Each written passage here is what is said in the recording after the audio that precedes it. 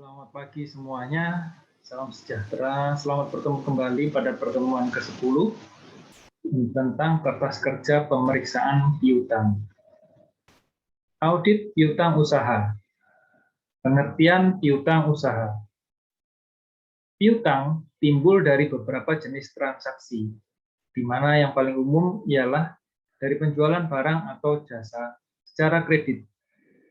Kredit dapat diberikan dalam bentuk perkiraan terbuka atau berdasarkan instrumen kredit yang sahih, yang disebut surat promes atau wesel.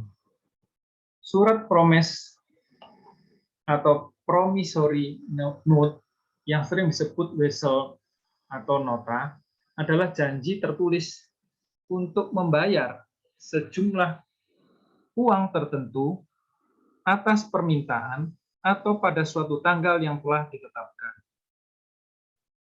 Menurut Donald E. Cascio, piutang adalah klaim uang, barang, jasa kepada pelanggan atau pihak-pihak lainnya. Menurut Sukrisno, piutang usaha adalah piutang yang berasal dari penjualan barang dagangan atau jasa secara kredit. Menurut John, piutang merupakan semua klaim dalam bentuk uang terhadap entitas lainnya, termasuk individu, perusahaan, atau organisasi-organisasi lainnya. Menurut Mulyadi, dalam akuntansi piutang, secara periodik dihasilkan pernyataan piutang yang dikirimkan kepada setiap debitur. Mutasi penjualan adalah disebabkan oleh transaksi penjualan kredit, penerimaan kas dari debitur, retur penjualan, dan penghapusan piutang.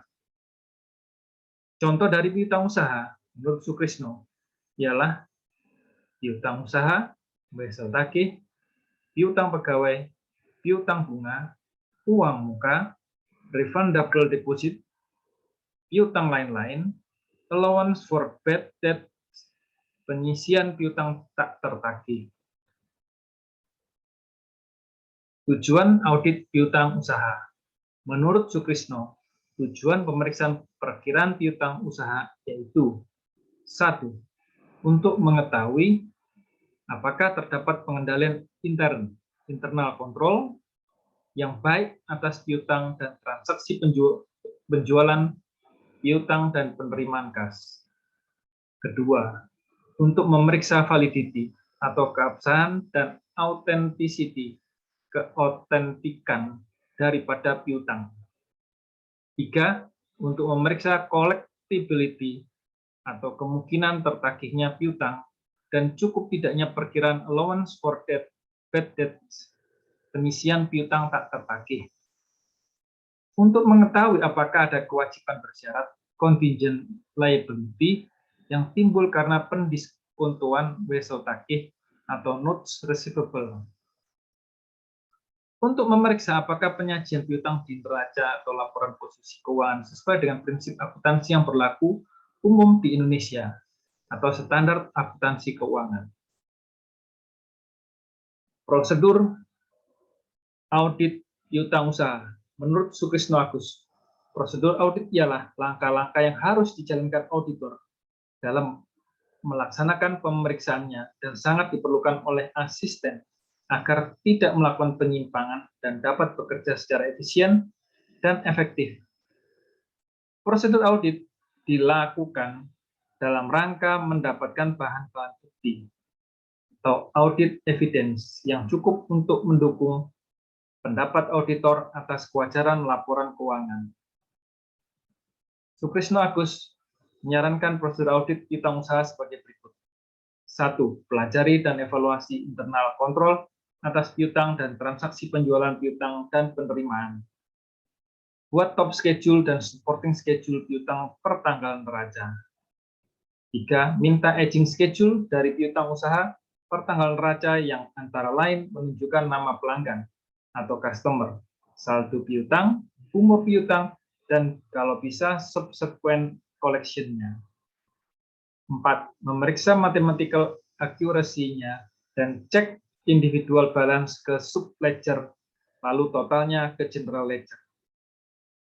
Tes cek umur piutang dari beberapa customer ke subledger piutang dan sales invoice. 6. Kirimkan konfirmasi piutang. Pertama, tentukan dan tuliskan dasar pemilihan pelanggan yang akan dikirim surat konfirmasi. 2, tentukan apakah yang akan digunakan konfirmasi positif atau konfirmasi negatif. 3, cantumkan nomor konfirmasi baik di schedule piutang maupun di surat konfirmasi. 4, jawaban konfirmasi yang berbeda harus diberitahukan kepada klien untuk dicari perbedaannya. 5, buat ikhtisar summary dari hasil konfirmasi. Langkah berikut yang ketujuh, pemeriksaan subsequent collection dengan memeriksa buku kas dan bukti penerimaan kas untuk periode sesudah tanggal neraca sampai mendekati tanggal penyelesaian pemeriksaan lapangan atau audit field work. Perhatikan bahwa yang dicatat sebagai subsequent collection hanyalah yang berhubungan dengan penjualan dari periode yang sedang diperiksa. 8. Periksa apakah ada wesel tagih, notes receivable yang didiskontokan untuk mengetahui kemungkinan adanya contingent liability. 9. Periksa dasar penentuan allowance for bad debts dan periksa apakah jumlah yang disediakan oleh klien sudah cukup. Dalam arti tidak terlalu besar dan terlalu kecil. 10. Tes sales cut-off dengan jalan memeriksa sales invoice, credit note, dan lain-lain, lebih kurang 2 minggu sebelum dan sesudah tanggal neraca. Periksa apakah barang-barang yang dijual melalui invoice sebelum tanggal neraca sudah dikirim per tanggal neraca. Kalau belum, cari tahu alasannya. Periksa apakah ada faktur penjualan dari tahun yang diperiksa yang dibatalkan dalam periode berikutnya. 11. Periksa notulen rapat, surat perjanjian, jawaban konfirmasi bank, dan koresponden file untuk mengetahui apakah ada piutang yang dijadikan sebagai jaminan.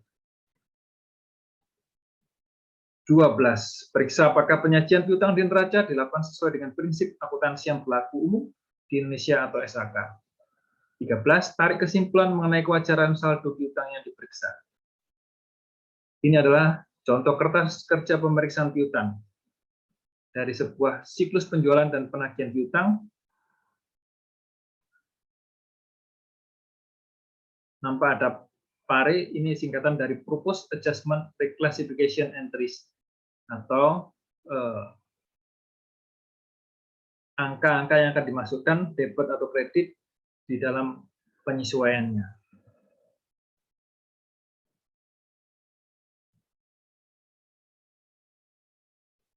Jadi dari akun piutang usaha dengan referensi E1 nampak ada 1.348.087.875, di mana ada penyesuaian debit 51.975.000 dan penyesuaian kredit 461.580.000. Sehingga per audit saldonya berubah menjadi 938.482.875. Demikian seterusnya. Ada catatan-catatannya, di mana dapat disimpulkan pemeriksaan. Menurut pendapat kami, penyajian saldo piutang tidak dilakukan secara wajar. Kenapa? Karena ada total kelebihan penyajian piutang sebesar 409.605.000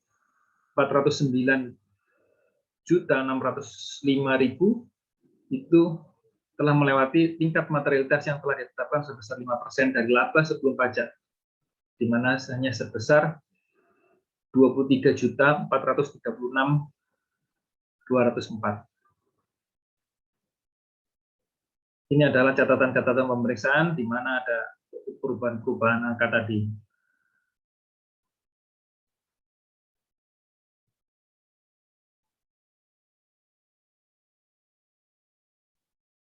Demikian secara singkat tentang audit pemeriksaan kertas kerja piutang.